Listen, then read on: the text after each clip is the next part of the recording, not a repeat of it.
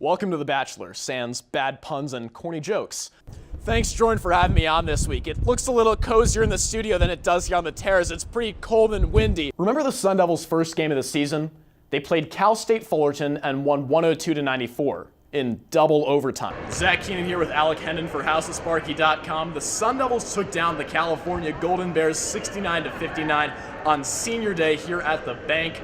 Seems like the main theme of the day was emotions. What really went on for the Devils today? Welcome to HouseOfSparky.com. I'm Zach Keenan. We're talking about socks today. There are so many NFL teams that require wide receivers, so N'Keal Harry is definitely lucky in that aspect. I mean, if he goes to some of these teams, he has the opportunity to grow along some young quarterbacks and really build franchises in the future, and I think that's awesome for N'Keal. Oregon State is my sleeper pick. The duo of Tress Tinkle and Stephen Thompson Jr. is a recipe for love. However, if they're looking to charm me, their losses to St. Louis, Kent State, and Stanford don't seem to stir my heart. As they finish conference play, it'll be interesting to see if the Beavers can still win me over. I think it's been battered in by now that this ASU men's basketball team is an enigma. All things considered, they're still 19-8 overall, ranked second in the Pac-12, and on a 3-game win streak. Red Sox or White Sox? Just plain red or White Sox? Yeah, red or White Sox. Red. I guess red, yeah. Baseball, Red Sox or White Sox? On the flip side, they're the exact kind of team that ASU has been known to play down to, which is not so good. They're sort of a middle-of-the-pack-like team like Princeton. The Devils seem to come out with this super hyper-aggressive man defense. Did it pay off today? Zylan Cheatham, the Pac-12 leading rebounder, came up short of his mean in a game where the Devils were out-rebounded 39-33 up against Colorado. The same time, this momentum shift just killed the Devils. It was neck and neck for so long, then out of nowhere in the second half, Colorado Buffaloes went on a 29-16 scoring streak, and that momentum shift just murdered the Devils' shots in this one. For one, ASU fans would be pretty thrilled, I think, but Texas Tech is good. Really good. But for N'Keal Harry, it's a simple choice. Does he want to maintain his legacy as a hometown, homegrown hero from Chandler High, or does he want to go to the league and start making the big bucks, really advance his career? They're ranked first in the Pac-12, and for good reason. Although Jalen Noel and Matisse Thybulle have been reason to love this squad, when teams break down their 2-3 zone, it proves disastrous. Their 19-5 record looks lovely, but it's misleading.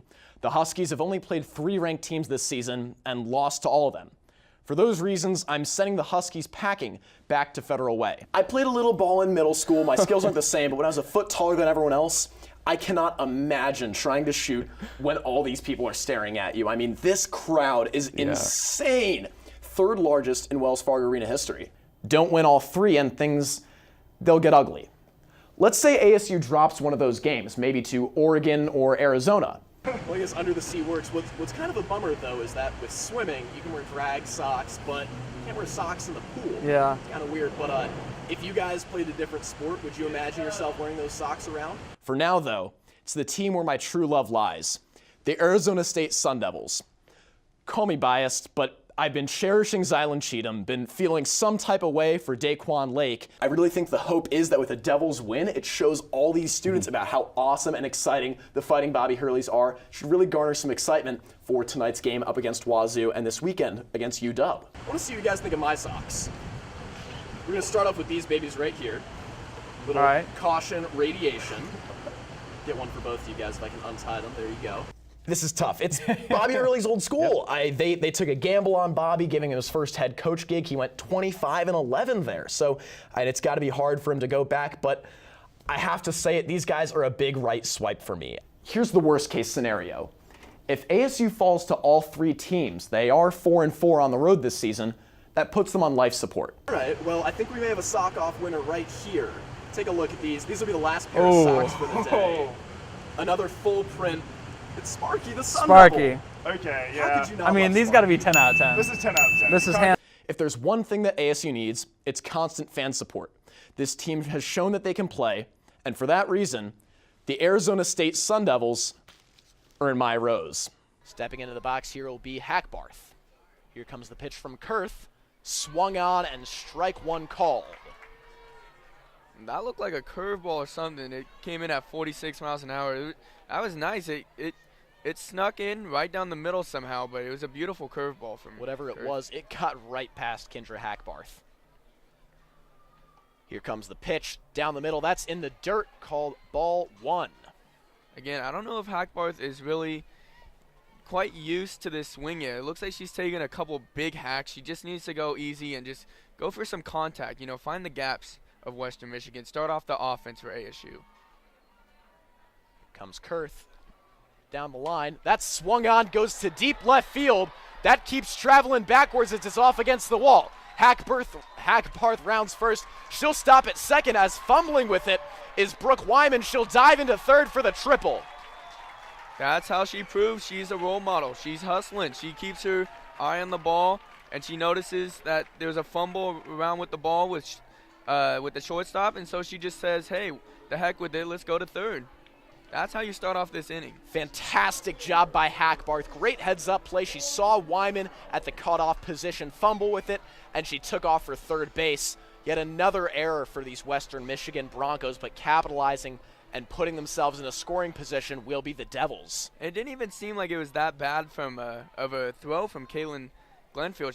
She hit the cutoff man right there, Wyman. It just seemed maybe just a bit short on the one-hopper, and it caught Wyman off guard. Stepping in for the Devils now, Morgan Howe, 47. Morgan Howe coming off an incredible junior season, making all Pac-12 second team. Job to her, but delivering will be Jordan Kurth, who has been less than stellar so far. Here comes the pitch, and that's swung on to center field. That's a line drive hit up against the wall. Coming in will be Hackbarth. That's all the way down to center field. Stopping at second base will be Howe. And the Devils have started their own rally, making this game 4-2, and we've got a ball game.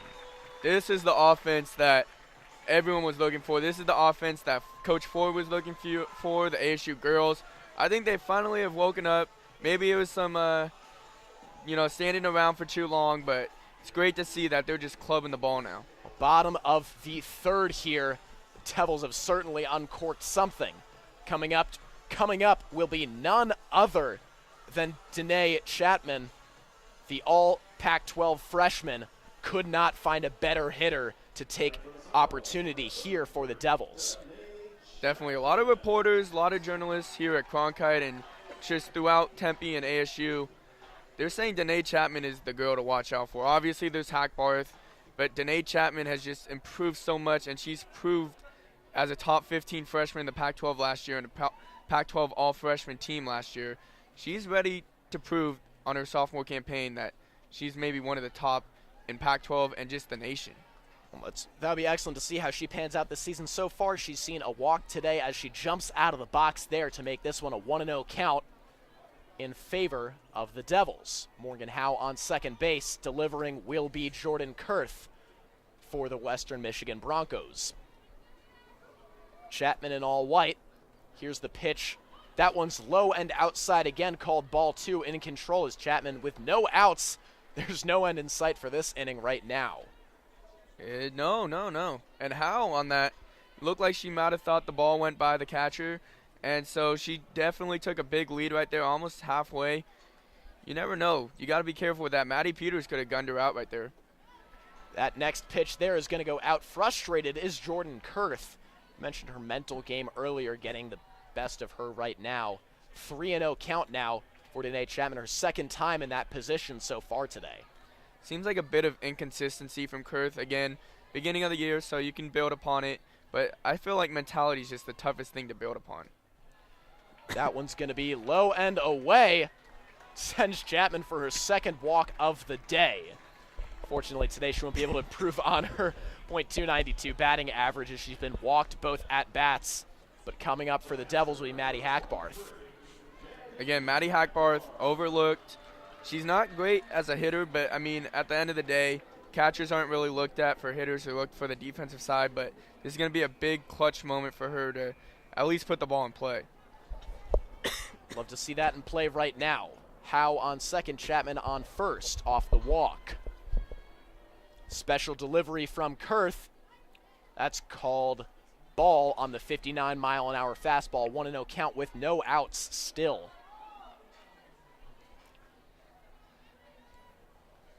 This one's coming in still. Bottom of the third inning. Movement here's from the pitch. That one looks a little inside. Yet another ball coming, as in the bullpen, pitchers are warming up for the Broncos. That's 6 straight balls for Kurth, and it just seems like she can't find the corners right now. Kurth still going here, pitching to Hackbarth. That one's finally called yet another ball. 3-0 count. Descent there coming from the catcher, Peters. She doesn't completely agree with that one, says Maddie Peters. But still in this one, 3-0 count now in favor of Maddie Hackbarth for the Devils. Jordan Kurth prepares. That one looks a little inside, and that's called strike one, finally ending her quick streak there. Now after the 4 runs that Mejia just gave up, it looks like Meza just popped out of the bullpen. There's no more of her, so maybe Coach Ford talked to her and they fixed it up. Maybe she's going to go back out, or maybe Meza's coming into the game, so it'll be great to see what's going to happen next half inning. Another pitch inside, called ball 4. That's the 4th walk of the day for Jordan Kurth through 3 innings, and the bases are loaded for the Devils. Who else coming up but Skylar McCarty, the left fielder. We've got a pitching change coming in after that walk. Here's the draw. Maura Sissel been dominating the circle so far today. Let's see if she can continue. High up in the air, Sissel contains that one easily. A lot of contact, however. The push is in the back coming from Oregon, and Sissel actually forced to give up the ball. Sun Devil fans not thrilled. She is not happy with that one also. She looked over to the ref, gave a little shrug. Surprised she didn't get a little in trouble for that one. Lily Schulz sends it over to Julia Taylor. Julia Taylor drops it, but picking up her own ball. Taylor on offense now, flips it on over to Haley Farrell. Looks like an offsides call on the Sun Devils. Sloppy transition defense there for the Sun Devils. And the Oregon Ducks now get a restart. With the ball will be Farrell. Farrell to Schulz. Schulz at the elbow goes back down behind the crease to White. White fakes to Stump. Keeps it for herself. Back up top to Monroe. Monroe flips it to Farrell. Farrell spins back on over to Stump behind X. Farrell back over to Lindsay White. 4 goals so far this year. She finds an Emily Monroe cutting. Monroe picks up contact there for a free position shot opportunity. This one's right in front of the goal too, right in the slot. Doesn't have to worry about a low angle, low opportunity. So this is going to be a key, as they're 2 for 3 on their field position shots so far. Monroe's free position here. Score is 6-5 in favor of the Sun Devils. Their second lead of the day after being up 1-0. Here's Emily Monroe. Eyes locked with Sun Devil goaltender Bonneau. Here's Monroe. Her shot high, saved by Bonneau. And another foul called as several bodies lying down now. Looks like everyone going to make it standing, though. Looked like a stick got on that one. I'm trying to see what number that was, but all the sticks got up there. They tried to interfere with it, and one of them got it. Just creeped over to Bonneau, and that was a great save by not only Bonneau, but just the Sun Devil defense crashing down. Well, off that, Emily Monroe will get another 8 meters shot opportunity for the free position. Monroe directly ahead of the net now. There's the whistle. Monroe shot, bounce shot low. Who's going to get there first? Ducks get possession. Sun Devils, great interception there made by Bonneau. Devils on the clear. They have not been fantastic so far. Legging it over will be Rachel Gregory, the only senior on the team with the successful clear for the Sun Devils. She finds Crow. Over to Glagalev. Glagalev goes back down low. Carrie Clayton calls for it, and she'll get it. Ask and ye shall receive. Carrie Clayton goes up top to Kylie Kroger. Kylie Kroger finding Mallory Martell. Mallory Martell goes back down low. Finds a wide open Mackenzie Havseppin. Over to Carrie Clayton. Carrie Clayton shot up top, 12-meter mark. Taylor Carson winding up. She backs off, though. The lefty pass on over to Kylie Kroger. Kylie Kroger goes to Carrie Clayton. Clayton goes down low over to Burns. Burns finding Glagalev. Back to Burns. Back to Glagalev. Still behind the goal here. Carrie Clayton wide open on the crease. Shot there. Foul called, and Clayton will get the free position opportunity now. Devils up 6-5. Sun Devils still utilizing on that behind the goal zone weakness right there, trying to find someone to cut in right after, and that's where Carrie Clayton was. And right here, she's got this free position opportunity based off of that pass around between the 1-2-3 combo. Carrie Clayton goes with the underhanded shot off the top crossbar. That one flips out of bounds. Ducks will get possession at about the halfway point of the field. What a rocket from Clayton. That's two that she's bounced off the post, and even the one she made, it was a rifle in that upper left V. Defense being played by Rachel Gregory. Still no touch from the Ducks. Julia Taylor looks to get it in. She'll connect with Shawls to get the pass in. Shawls flips it over to Leach. Leach dishes it over to Stump. Lillian Stump, who has been so solid so far today, will give it to Monroe. Monroe tossed on over to Farrell. Farrell 12 meters out. Farrell is pushed down low, and she'll saunter on over to Lindsay White's hands. Lindsay White goes back to Stump. Stump on the crease. Low shot opportunity. No goal called there. Possession awarded to the Sun Devils. Oh, she's not happy with that one. Stump throws her stick down. She's trying to talk with the ref, as well as a couple of Sun Devils defenders. And that was a little interesting call right there. Sun Devils might have got a break on that one. So now with the ball here for the Sun Devils, unable to string a pass together. That one's almost out of bounds. Sun Devils can't string the defensive pass together on the clear, and on an uncontested ride, Olivia Crow drops it. Lawrence now on the fast break. She'll tip it on over to Carly Leach. All 6 Oregon Ducks in the Sun Devils offensive zone now. Defensive zone. This one's back up top to Monroe. Monroe flips to Lawrence. Lawrence on the right hand. Starts her dodge. Goes with a split dodge to left-handed. No shot there, and Lawrence will pick up the free position. Lawrence, it looks like she's very agile, trying to move around, bounces and sort of squeezes her way to defenders right there. Had a shot right in front, but the ref called it just early, as she will now have the free position shot. Lawrence with the free position opportunity here.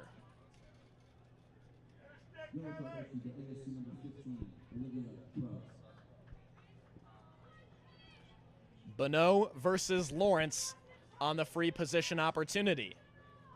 Bonneau, the right-handed goalie. Lawrence shooting right as well.